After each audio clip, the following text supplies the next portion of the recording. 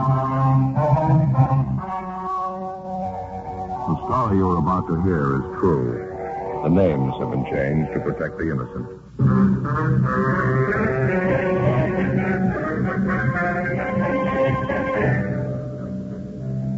You're a detective sergeant. You're assigned to burglary detail. A dozen churches in your city are victimized by a team of experienced safe burglars. You track the suspects for weeks. You finally apprehend 3 men. Your job? Convict them.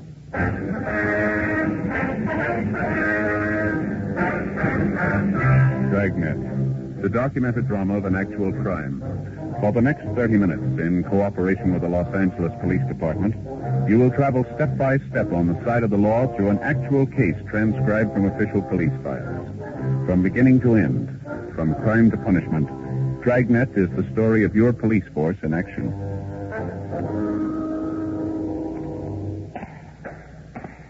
It was Sunday, March 5th. It was cloudy in Los Angeles. We were working the day watch out of burglary detail. My partner's Ben Romero. The boss is Captain Wisdom. My name's Friday.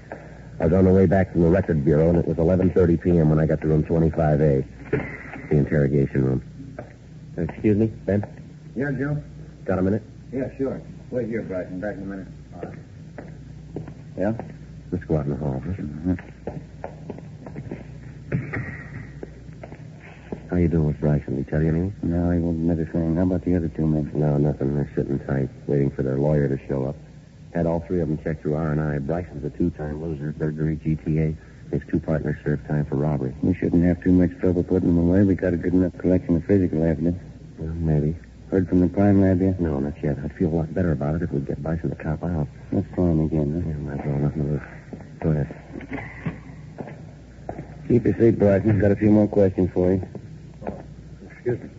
I thought you had it all squared away by now. I thought you were going to say I could leave by now. No, afraid not, Bryson. You haven't even given us a story yet. Well, I told you I didn't have anything to do with it. It seems pretty obvious I did, and I thought you'd take my word for it. Can you think of any reason why we should? You lied to us once already tonight. I didn't lie to you. I told you the truth. I didn't break into that church. I didn't have anything to do with it. On the way in here, we asked you if you'd ever been arrested before, and you told us no. Our record bureau says you're a 2-time loser. Oh, well, I'm sorry about that, Sergeant. I really am. When you picked me up, I guess I got a little nervous. I didn't mean to lie to you. I was just a little mixed up, I guess. You got a little time to settle down. You ought to be able to tell us your story now. Just relax and take your time, huh? Bryson? Well, what did the other 2 fellas tell you, Miller and Henderson? Well, what difference did that make to you? Well, it might make a lot of difference, No, Sergeant. you just tell us your story. That's all we ask. What were you doing at the scene of the burglary? What business did you have there? If you weren't mixed up in it, you got nothing to hide. I haven't got anything to hide. I just don't want to involve a lot of innocent people, that's all. Anything you tell us is going to help you, you know that. Now, how about it? All right, Sergeant. Strictly confidential, huh? Well, one of those other fellows you picked up tonight, the dark-haired fella, his name's Miller. Tony Miller. He's engaged to marry my sister. Yeah, well, I said you had to do that. Now, please, give me a chance. All right. I'd like to lay it all out for Go you. ahead. Well, ever since my sister got engaged to Miller, I've been worried about it. I never liked him to begin with. Lately, I've been keeping an eye on Miller, him and that friend of his, Henderson. Yeah? I knew they were up to something, and then I read in the paper about that string of church burglaries, the guys breaking into churches, nothing at the safe. Yeah. Well, I had an idea it was Miller and his friend. How do you mean, Bryson? What made you think it was him? I had an idea, that's all. I couldn't prove anything. It was just a hunch. You must have had some reason to suspect him. Nothing definite, no. I just knew something was wrong, that they were up to something. Well, then, early tonight, I saw a friend of Tony Miller at one of the bars in the neighborhood. I talked to him a while, and he finally told me that Miller and Henderson were out working a deal. Said they were going to break into a church over on 8th Street and knock over the safe. Well, how come this friend of Miller's let you in on it? Well, I guess he thought I was a pretty close friend of Tony's. He knew Tony was going to marry my sister. Anyway, when I found out about it, I got over to that church as fast as I could. I wanted to find Miller and Henderson and try and talk them out of it. I didn't want any guy who was going to marry my sister getting into trouble like that. With, maybe going to jail for burglary. Well, Miller's been in jail before. I suppose you knew that. Yeah, I knew it, but that was before he was engaged to my sister. You met Miller and Henderson outside the church, did you? No, I was too late. They'd already broken into the place. So I went around the back of the church, and I saw one of the stained glass windows was broken where they'd gotten in. I climbed up on the sill there, and I could see them working inside. It was some kind of a small back room. They were working on the safe, both of them, Miller and Henderson. Well, that's so. What'd you do then? Well, I tried to talk them out of it. They wouldn't listen. Mm-hmm. I suppose you can prove your story. I mean, that friend you met in the bar, the one who tipped you off about the burger, I guess he'd be willing to back up your story. Well, I'm not sure, Sergeant. He might lie. He might not want to get involved. How about Miller and Henderson? They'll back it up, won't they? If you weren't involved in the deal, there wouldn't be any reason for them to implicate you, would Well, Tony Miller thinks it's my fault he's in jail. He hates me. You can't take his word for anything. Probably the first thing he'd do is lie about it, and Henderson, too. Well, and who you got to corroborate your story? Well, maybe nobody, but it's the truth. I swear to you it's the truth. I'll tell the same thing in court if I have to. They gotta believe me. You're asking a lot, Matthew. But that's the way it happened, so help me. Yeah. Now, tell me the truth, Sergeant. You know I didn't have a hand in it. If it goes to court, they couldn't convict me, could they? Come on, what do you think? I think you're a liar. To the working detective, the one logical way to appraise a known criminal is by his record. You estimate him the same way you check a particular make-up automobile, a racehorse, or a radio set, by past performance. By refusing to buy his trumped-up story, we didn't figure that we were doing the suspect Charles Bryson an injustice. Bryson was 37 years old. He'd spent 13 of those 37 years in prison, either the county jail or the state penitentiary. His criminal record dated back to the time he was 20 years old. Besides serving numerous shorter terms for lesser offenses in the county jail, Bryson had spent 2 terms in the state penitentiary for burglary. Despite the efforts of the probation officers, the adult authority, and the rehabilitation officials to help him, he seemed content to go along in his criminal career. In this particular case, the series of church burglaries, we had good reason to believe that Bryson and his 2 accomplices, Miller and Henderson, were the guilty men. All 3 of them were booked at the main jail on suspicion of 459 PC. The next morning, Ben and I checked in at the crime lab. Lee Jones, you around? Yeah, I'm here. Come on back. Oh, how about that? They gave the place a new coat of paint. Yeah, sure needed it. Good morning, fellas. How you doing, Lee? That set of burglary tools those thieves were using in that church last night. Just finished checking them over. Might have 2 or 3 things for you. What do you got, Lee? Have a look over here. You fine set of tools. I take it the thieves had a lot of practice. All 3 of them had records. How about some of the other physical evidence you got, Lee? One thing at a time, Joe. First of all, these tools here. Small sledge, these 3 jimmy, pinch bar, and a screwdriver.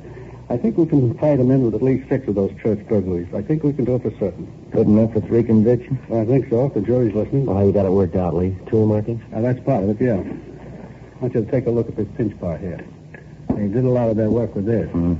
I guess I don't have to tell you there aren't 2 identical pinch bars in the world that could leave the same exact markings on a piece of woodwork or on a safe. Yeah.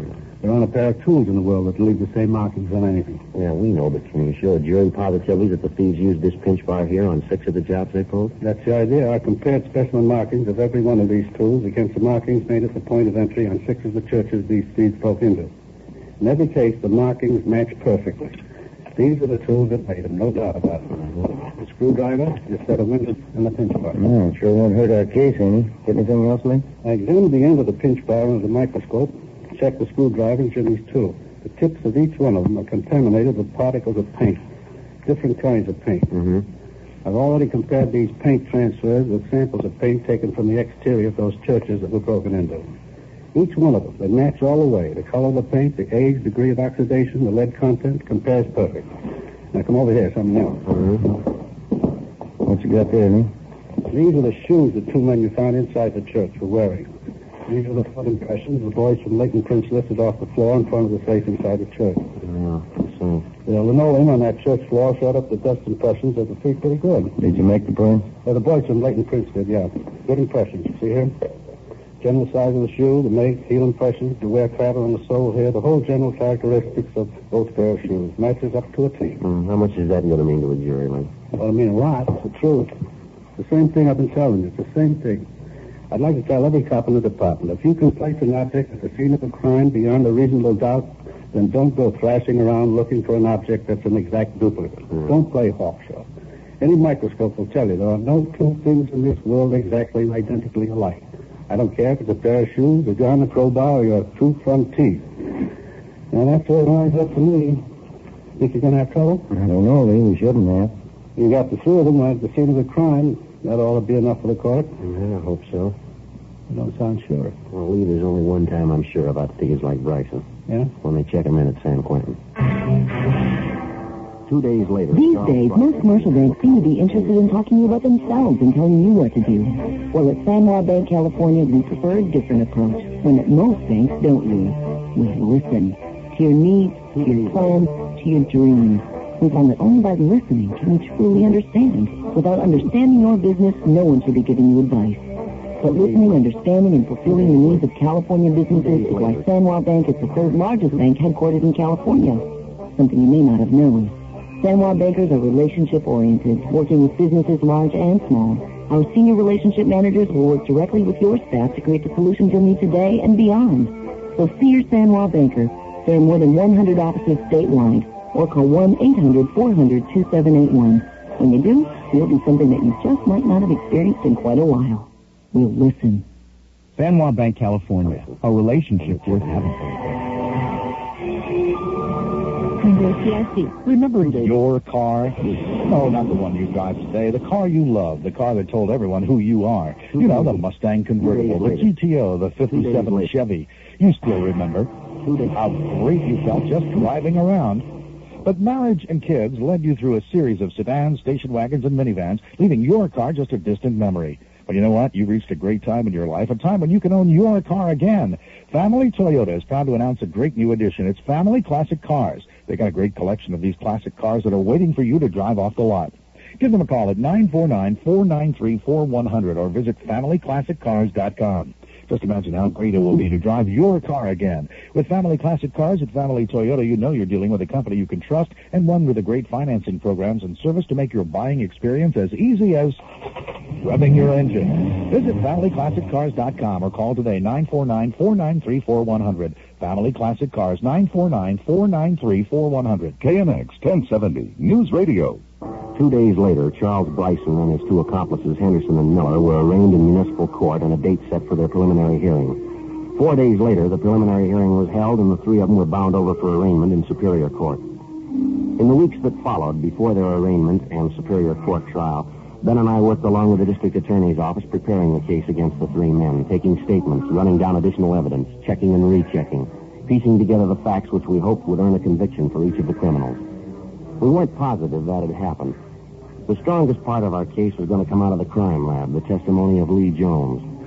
And we knew as well as Lee did that, generally speaking, juries are not too much in sympathy with scientific fact when it has to do with physical evidence. Generally, they don't follow technical cases too well. We also knew that the three defendants had a good lawyer, a clever one. Getting convictions wasn't going to be easy. The trial opened in Superior Court June 2nd. Ben and I testified when we were called on. On the morning of June 9th, the jury retired to deliberate. Late that afternoon, we got a call from the Hall of Justice. Yes, Mitty. Yeah. Both of them, huh? I see, Well, that's life, I guess. Yes, thanks. Jury's back, Joe. They came up with a verdict. What's the story? Henderson and Miller, they found them both guilty of first-degree burglary. Yeah? What about Bryson? They let him go. Well, maybe it was no great shock to us, but after the time and effort we put in on the case, it was a disappointment. The worst of the three criminals had been set free. At the trial, Bryson had taken the stand and told the court the same cock and bull story he'd told Ben and I, that he'd gone to the church, the scene of the burglary, to plead with Henderson and Miller not to commit the crime. Bryson had a good personality and a fast line of talk. It wasn't hard to see how he could convince a jury that he was only an innocent bystander. The biggest obstacle that stood in the way of convicting Bryson was that the prosecution, the district attorney, according to law, could not call to the attention of the jury Bryson's previous criminal record, especially his two prior convictions for burglary. To them, because of the limitations of the law, he was presented as a private citizen with as much integrity and as clean of any previous guilt as you or your neighbor. Henderson and Miller were committed to the state penitentiary to serve sentences as prescribed by law, and Charles Bryson, shortly after the trial, left the city. 2 months passed. Saturday, August 8th, I started on my vacation. 2 weeks later, on August 22nd, I checked back in for work. Hi, Joe. Good to see you. Hi, Jim. What's been doing? Oh, not too much. How'd the vacation go? Oh, pretty good, thanks. Mother and I went up north to visit some relatives up in Marin County. It was a nice trip for her. She hadn't been feeling too well, you know. Oh, it's too bad. Get any fishing done? A little, yeah. That's sure beautiful country up here. You been around? No, he took off today. He's been putting in some full days while you've been gone. Oh, that's all? Anything special doing? Oh, nothing too big. String of chain store burglaries, south end of town. I've been working along with Ben. Yeah? Giving you much trouble? It's been going a couple of weeks. Not getting any better. We're beginning to feel the pressure a little. Well, how's it stand? Any leads on a suspect? Just one. Yeah? A guy by the name of Charles Bryson. When our suspect, Charles Bryson, left Los Angeles after his trial some 3 months before, we had reports that he was headed east for the city of Memphis, Tennessee. In subsequent weeks, we had word that he was also seen in St. Louis, Missouri, where police officers had him under surveillance as a possible suspect in a robbery there. On or about August 10th, the St. Louis police lost track of Bryson. A week later, the newest series of burglaries began throughout Los Angeles. The thief's M.O. matched that of Bryson down to the last detail. The places burglarized were chain stores, supermarkets generally. The method of entry was the same, prying open a back window with a pinch bar or similar tool. The manner in which the safes were opened in the various business places, that matched, too. So did 5 sets of foot impressions found at the scene of 5 different burglaries, each of them made by a man wearing tennis shoes. The operation corresponded exactly to the way Bryson worked. But there was one big hitch in the investigation. Nobody could be sure Bryson was back in town. No one had seen him. No one had heard from him. Monday, August 24th, 8 a.m. Got us running in circles so far, Joe. I can't figure it. I bet lunch money is Bryson, but we can't even start to prove it. Well, how about the people in town Bryson runs with? They all been checked out? The one we know about, yeah. His friends, relatives, always know him hang out. We've been over it every inch of the way. If anybody knows, they're not saying. There's no trace of them. Yeah, that's a possibility. Maybe we're wrong. Go ahead. What do you mean maybe we're wrong? Well, the only lead we've got is the M.O. Bryson isn't the only thief who operates that way. It could be another man using the same system. Yeah, we thought about that. You ran a check through the stats office? Yeah, The only known burglars in our records who operate like Bryson are either in jail or out of town or they're dead. We checked it through a couple of times. Keeps coming out the same way. Bryson's the only strong lead we got. Yeah, but I got it. Burglary Friday. Yes, sir. You know, sir, Sergeant Tabor's out right now. Is there any message? Well, I guess about 10 minutes. Yes, sir, right. I'll tell him. Thank you. You're sure the M.O. on all these jobs matches Bryson, huh? All the way. That's what's got me stumped. If the guy is pulling these jobs and he is in town, somebody should have spotted him. These chain stores he's hitting. We've had stakeouts on him for 10 days. I've got every informant we know watching for Bryson, and not a sign. Hopefully a minute ago, Jim said they'd call back. Oh, thanks. Get this teletype this morning. I've got an announcement from San Quentin. Might be a line on Bryson. Let me see. An answer on that mail watch we asked him for. What angle's this, Ben? You remember church burglaries, Miller and Henderson, threw this in up at San Quentin? Oh, yeah. You asked Clinton for a mail watch on both of them, did you? Yeah, I figured there was a chance Bryson might write to him. Looks like it got us a lead. Well, what have they got there? Well, it's from the warden's office, and so it says, regarding your request on information concerning Charles Bryson, on August 22nd, Anthony Miller, our number 172156J, received letter from person signing himself George Cameron. Contents of letter suspicious. Cameron. That mean anything to you?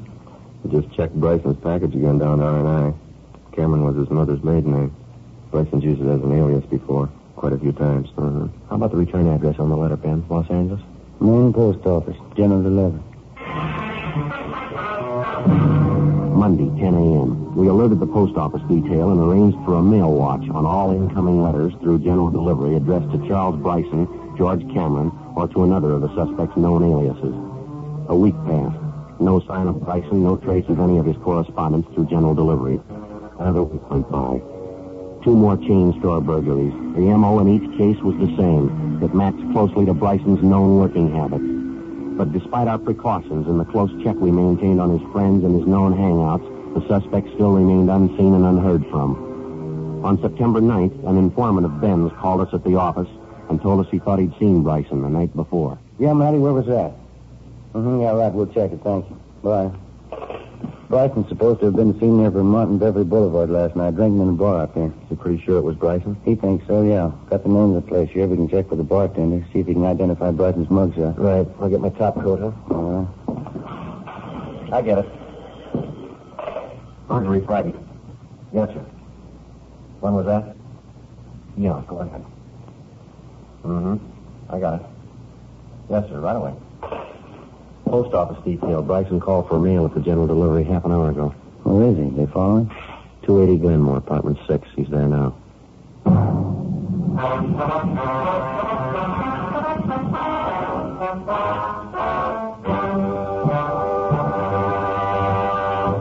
You are listening to Dragnet, authentic stories of your police force in action. Cedars-Sinai can now remove kidney tumors quickly with little recovery time. Sigh of relief included. It's called laparoscopy. With this new surgical procedure, the tumor is removed simply through a tiny opening instead of a long incision. The patient often leaves the hospital in 2 days and could be back to work in a week. Another innovation at Cedars-Sinai. This is just one way the Cedars-Sinai Endourology Institute is leading the quest for health. Their multidisciplinary team provides comprehensive care, resulting in the best possible outcomes. They use less invasive procedures like video endoscopy when treating kidney and bladder cancer or any other urologic problems, minimizing recovery time and pain. And when you're dealing with any of these delicate areas, that's the best news you can get. For an appointment or a second opinion, call 1-800-CEDARS-1. That's CEDARS-1. Cedars-Sinai, leading the quest for health. Consider the value of a fixed-rate return of 11% or even 11.75%. Advanta Corporation, an established financial services company in suburban Philadelphia, is offering these yields on 6-month and 1-year investment notes now through January 20th with no commissions or fees. These yields assume interest is paid only at maturity. The minimum investment is $5,000. Want to know more? Call 1-800-344-2733. Ask for a free prospectus. That's 1-800-344-2733. This announcement is neither an offer to sell nor a solicitation of any offer to buy notes. This offer is made by prospectus only. These notes are being sold by Advanta Corporation, and the proceeds will be used for general corporate purposes. These notes represent obligations of Advanta Corporation and are not insured or guaranteed by the FDIC or any other governmental or private entity. A fixed-rate return of 11% or even 11.75% can be yours. For your free information kit, call 1-800-344-2733 now. All you need to know, KNX 670 News Radio.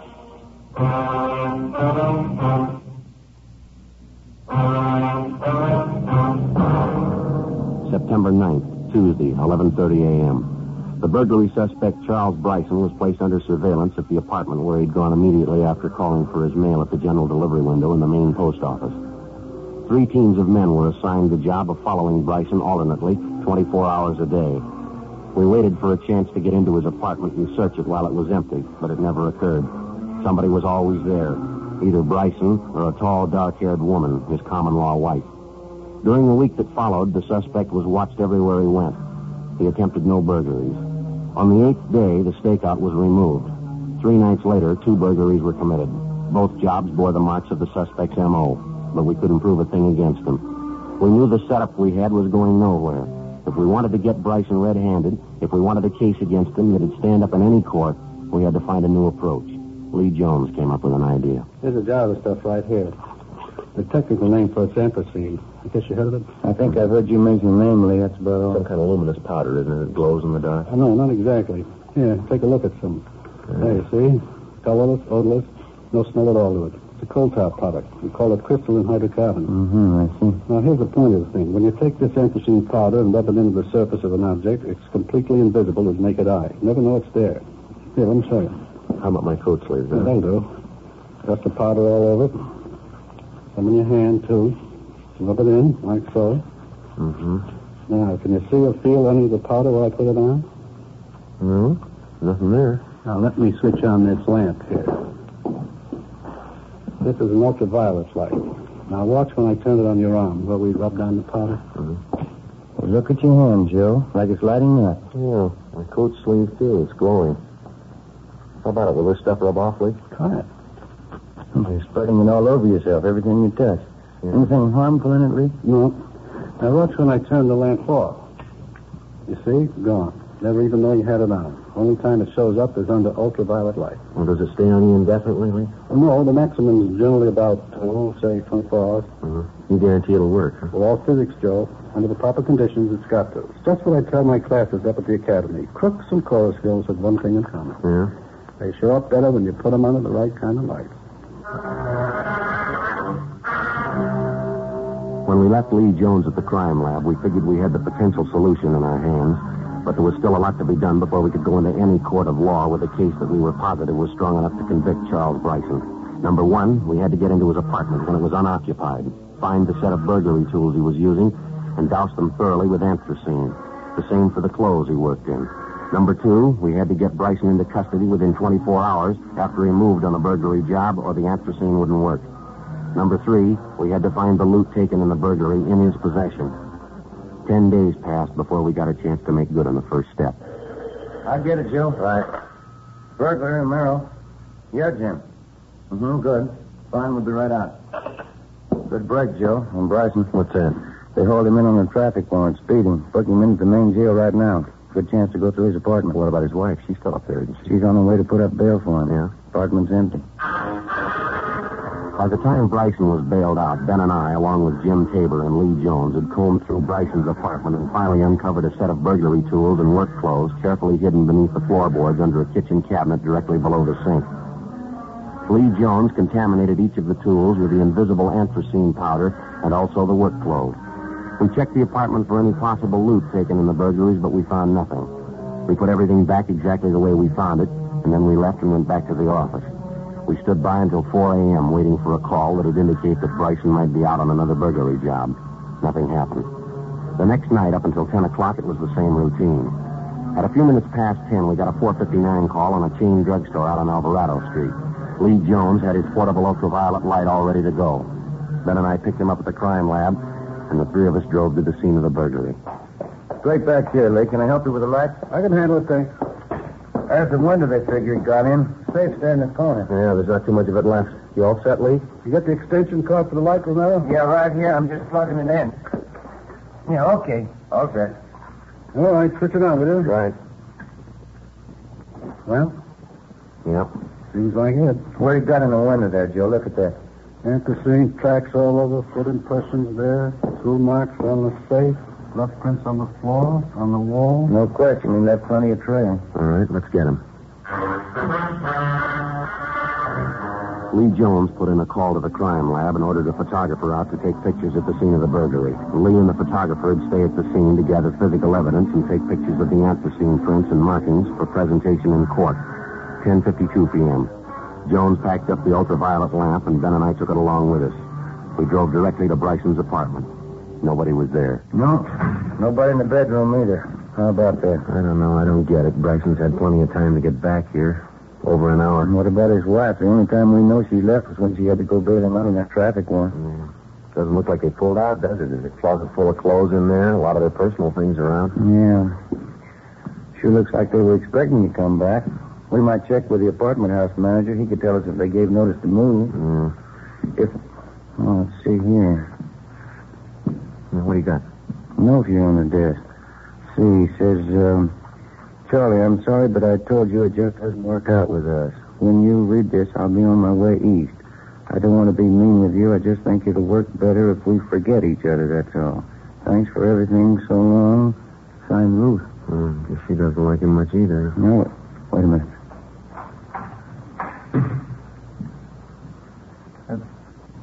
What have you done? Police officers, Bryson. I'd like to talk to you for a minute. Oh, I know who you are. I remember. What do you want? Man, you want to plug in that light? Yeah, the outlet right over here. What is all this? You said you wanted to talk to me. What's it all about? You all set, Ben? Just a minute. All right, okay, turn it on. What are you doing? Hey, what are you trying to do to me? You've done it all to yourself, mister. Lit up like a Christmas tree, Joe. It's all over and head to foot. The clothes and hands. What is it? There's light glowing all over them. What are you doing? It's a chemical, Bryson. Harmless. Same stuff you left all over the drugstore tonight. Pack up, Ben.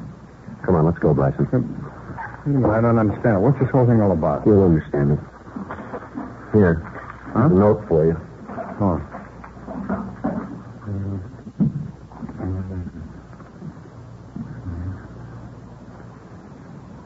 Sure. All set, Joe. Let's go, mister. I guess I didn't know her. Just a tramp. I guess I should have been smart about it. Yeah, I guess so. Come on. How could I know? She said she was in love with me. I believed it. What am I going to say when they ask me? All our friends are all going to ask me. They'll say, what happened to Ruth? I'll say, what happened this time? What am I going to say happened this time? What are you going to say to the jury this time?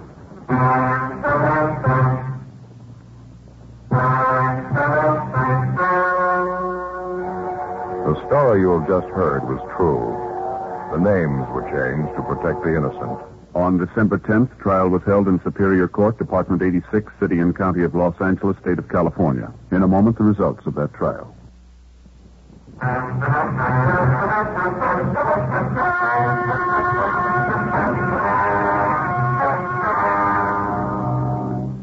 Charles Lang Bryson was tried and convicted on 3 counts of first-degree burglary. This is punishable by imprisonment in the state penitentiary for not less than 5 years. However, due to his previous convictions on this and other felony counts, Bryson was judged an habitual criminal. He was sentenced to spend the rest of his natural life in the state penitentiary.